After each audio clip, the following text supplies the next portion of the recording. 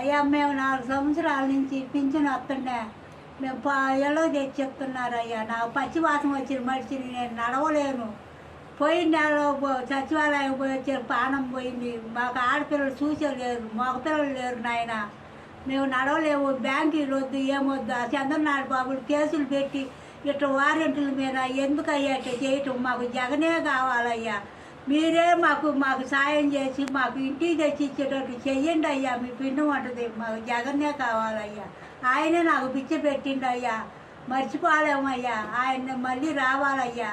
ఎందుకు ఆ కచ్చి కట్టి వాళ్ళ మీద అట్లా చేయటం అయ్యా? నాకు అసలు బతకలేని రోజులు మేము అడుగు వేయలేకపోతున్నాయ్యా. పచ్చివాతం వచ్చి ఒక పాటు పోయింది, రెండో పాటు యాక్సిడెంట్ జరిగి చెయ్యి ఇరిగి నడవలేక ఆ అల్లుళ్ళు చూడక, పిల్లలు చూడక, కొడుకులు లేకపోతే నా పరిస్థితి నిల్చొని నీడలేదయ్యా. ఇది నా పరిస్థితి. అల్లాడిపోతున్నానయ్యా. మామూలు పింఛనే ఇస్తున్నారయ్యా నాకు. నేను అట్నే ఎవరిని బతులు ఆడుకున్న ఏం తెచ్చి పెట్టడం లేదు నాయన. మరి మాకు ఏం చేయాలి? మళ్ళీ బ్యాంకులకి ఇవన్నీ చెప్పి వాళ్ళ మీద కేసులు పెట్టి ఆ బ్యాంకులకి ఇంత చెప్పులు ఎందుకయ్యా ఆయన పెట్టేది?